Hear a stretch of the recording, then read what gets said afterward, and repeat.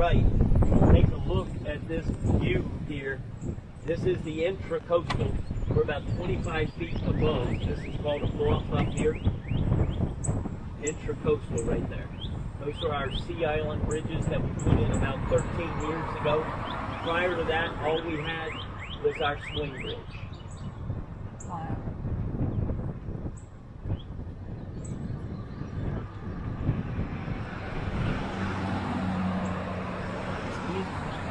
Yes. So we have tidal swings here between 4 and 9 feet. And right now we're just about on low tide. That's exposed what we call pluck mud right down here. That's some tough stuff. Takes boots and boats, gear.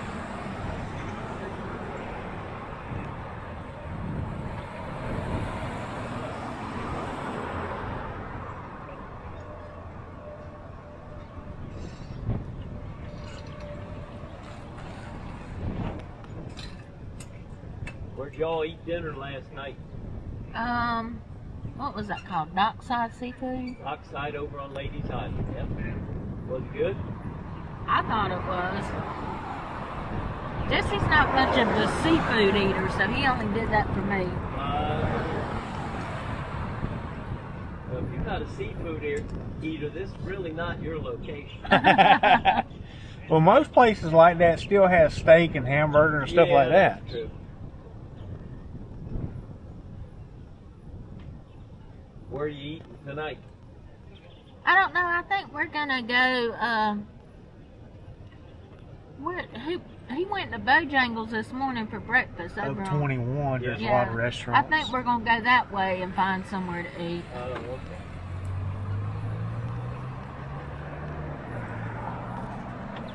Well, it looks like Edmund Redd's house. It's called the Secession House. And in the basement of this structure is where the delegates of South Carolina gathered to draw up the Articles of Secession for this state. That many Southerners actually believe it started right here. It's up to you in your definition of start. I will tell you, when the Union landed, that's the first building they wanted to be taken to. And they used this corner lot and this home as their auction block. This is where they auctioned off the empty properties in town to the Northerners, right there.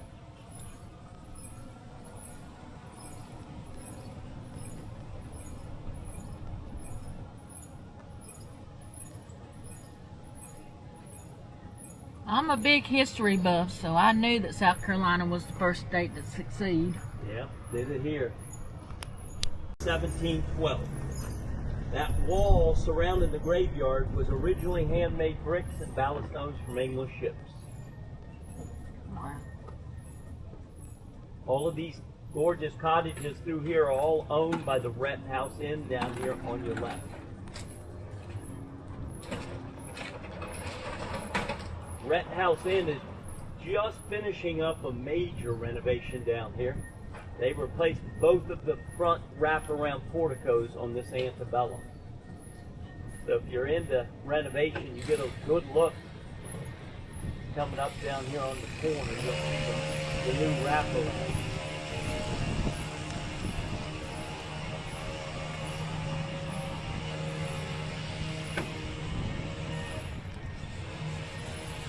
Now, that jumped and leaped out here and took the last structure right there. Now we're going to talk about one of Beaufort's favorite sons. His name is Pat Conroy. He is in the top 10 list of the greatest Southern authors of our time. Prolific writer, many movies, got here at the age of 15, stayed the rest of his life. Did most of his writings in this home on the right, he bought in 1970. He also did writings out of his home on Fripp Island. His wife still owns that home on the right. She's still an active author. We lost Pat in 2016, but he's still loved in this town today.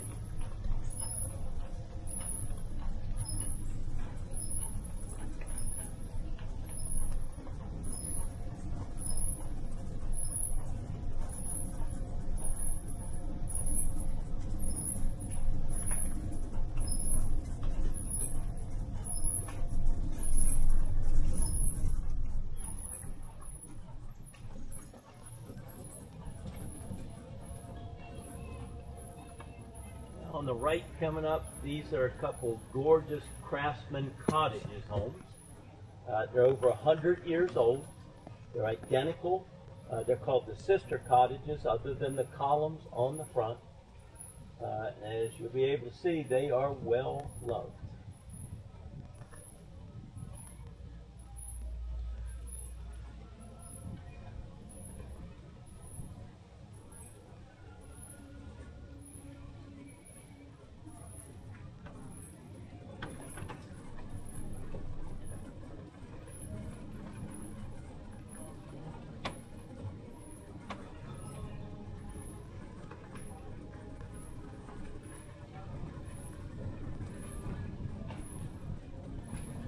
Now, on the left, that gorgeous church over there is the First African Baptist Church. That's the oldest continuously operating black congregation in the U.S. today. The Hallelujah singers that sang at Bubba's funeral in the movie Forrest Gump was the choir from that church. Cool. So how did they get this entire city block here on your left? Well, on the right, this is called the McKee House. It's also called the Robert Smalls House. Robert Smalls is a Civil War hero. He was born in that home as a slave. He came back in a later age and bought these 4 blocks. And the McKees took him in as a member of their own family. They even illegally taught him to read and write. And he bought all these homes and these blocks, and on the left he donated all that land to the First African Baptist Church. Now we're in the process of cutting a movie about Robert and his life as I speak, and it's coming out this year on Netflix. The name of that movie is going to be Steal Away. And I'll tell you a little story about Robert. I hope you're going to be inclined to watch that movie when I get done. At the age of 12, Robert was taken from that home back there and placed on a ship in Charleston called the Planter. Stayed on that ship over 10 years, learning all the jobs on that ship. In 1861, that becomes a Confederate ship carrying Confederate supplies. In 1863, it docks one night in the Charleston Harbor, and Robert is now 22 years of age.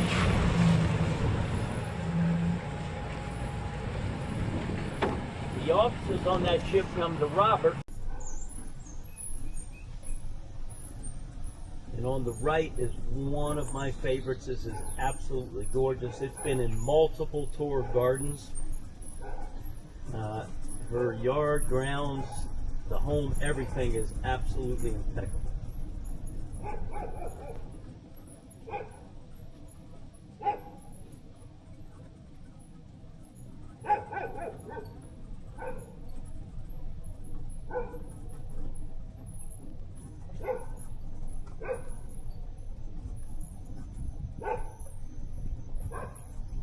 Coming up on your right, this is known as the Party House, and that's what that was used for almost every weekend. They'd have a party here. And the reason they'd use this because that top floor, okay, is the living quarters. The middle floor is a ballroom. So they would open up all those floor-to-ceiling leaded glass windows and doors and pray for a sea breeze. It had to cool it down. Don't forget the women were wearing hoop skirts with up to 20 pounds of fabric, and the men were wearing 3- and 5-piece wool suits. So, a hot event, to say the least. You'd never make it. Nope.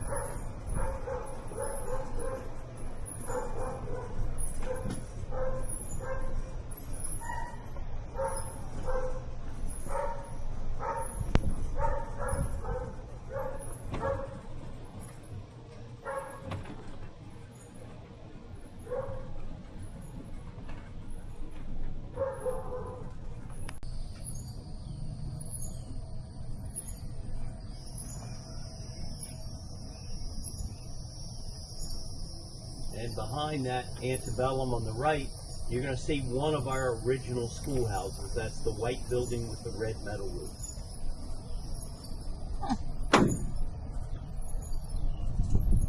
Across the intersection on your left, that is the B.B. Sam's house. Now, Sam's was not in the Greek revival. He put the solid columns on the front, he said, for protection. He was afraid cannon shot would come in off the water and take out the house. Wasn't necessary, never had a battle fought in our town, but he didn't know that when he had it built. And on the right, that takes us down to the inn. On your left, that's the entrance to the title home, and that's where 2 movies were shot. The Big Chill and The Great Santini. And to your right, you'll see that back on the river. It sits over there through the trees. And the Sam's house on your left is architecturally unique. Not just the columns, it was built entirely out of brick at the time. Earthquake bolts halfway up and all the way up. And it was surrounded by a tabby wall covered in stucco. So that's oyster shells. Back then, they called it a foreman's product. They didn't like the look of the shells. They covered them up. It's like, I know where he's headed. I know. But actually, usually we're here twice a day. Oh, twice a day. He's got to come twice a day. Twice a day. You come twice a day for treats. He says, if I'm walking, I get a treat. Absolutely. Now, the building on your left is what most people call the slaves' quarters. It is how it functioned, never what it was called. They called them dependencies. First section, blacksmith shop. Next section, where the slaves slept. The windows have been added. There's an apartment there today, and it got in before our historical society. Stables next, and the 4 louvered windows with the 4 mahogany privies. And straight ahead and to the right, you'll see that water is still following us all the way. And those are because we're training those branches like bonsai trees. We're keeping them up off the driveways and away from homes. Because we're never going to cut down the live oak here, and trim's a 4-letter word. So, if we have this saying, you train your young oaks from a young age, just like your children.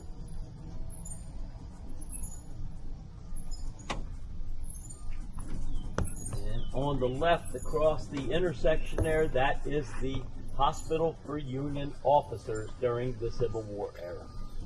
It's Charleston architecture.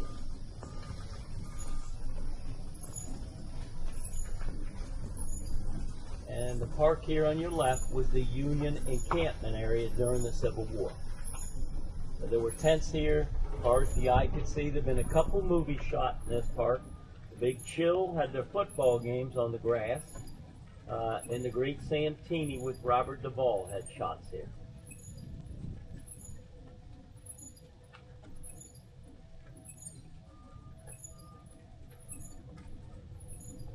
Now, straight ahead of us, to our left a little bit, this is called the Oaks.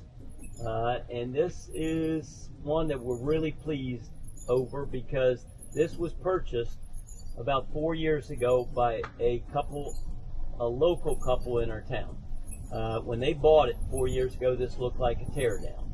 So they've come from Julia Roberts. This is the back of the home. The front faces the water. Gorgeous live oak in the backyard, and it's covered in Spanish moss and resurrection fern. Neither one harmed the tree, neither one requires soil. They're both air products.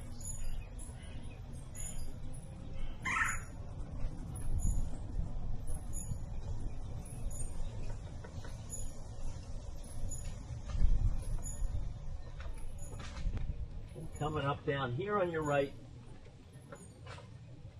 this is owned by the richest man in town. His name was Billy Fripp. Fripp had 7 plantations out on Fripp Island. They named that island after Billy. And on the left, okay, the prettiest view of these wraparound porticos, in my opinion.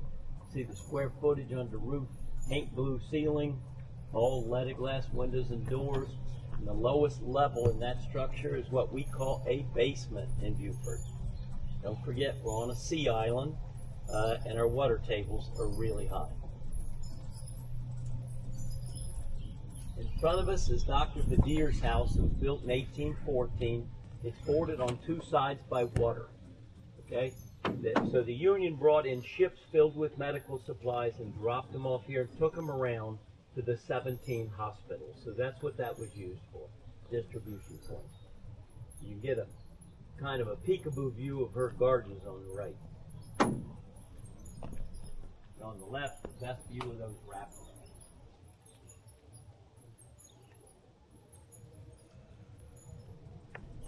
Coming up on your right, these are angel arm stairs coming down from both sides of the front door. One side for men, one side for women. Very prudish times, and the women were wearing hoop skirts. So if a man was smart, he would never follow a woman up the same side of the steps.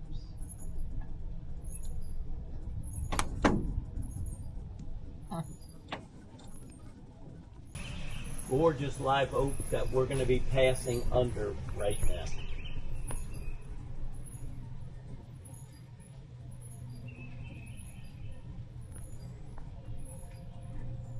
Now, in 1893, we had the worst natural disaster in our town. It was a hurricane.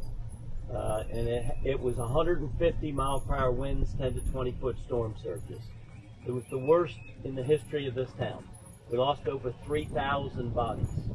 The biggest difference between back then and today, of course, is today we generally get 7 to 10 days of warning of our empty properties to Northerners. Number one, they were punishing the South for secession. Number two, they needed the money for the war effort. Then these Northerners came down between 1865 and 1890 and built these gorgeous homes on them right here. So all of these on your left are Victorians, and on your right, antebellum. Okay, this gorgeous antebellum is the largest in town. It's called the Castle. It is 11,000 square feet. Gorgeous cedar and live oak in the front yard here. This is Dr. Joseph Johnson's house that he was having built in 1861. Wow. So that was a really bad year to build a home in Beaufort. The Union took it, converted it to a hospital. Remained a hospital throughout the Civil War. Dr. Johnson, when he skedaddled, decided not to take his valuables with him. He buried them under the floorboards of the laundry cabin here on your right. Came back after the Civil War, got his valuables back, and repurchased his original home. One of only 4 families to repurchase their original homes at the end of the Civil War. Years old. The antebellum is a perfect T shape. Front doors face the water always. The back doors always line up with the front door shotgun style, so you get a sea breeze through when you open them. Gorgeous wraparound portico porches, phenomenal garden. Very typical antebellum. This one's a little over 200 years old, and it's called the Stoney House. Mr. Stoney had a plantation of 770 acres of cotton out on the sea.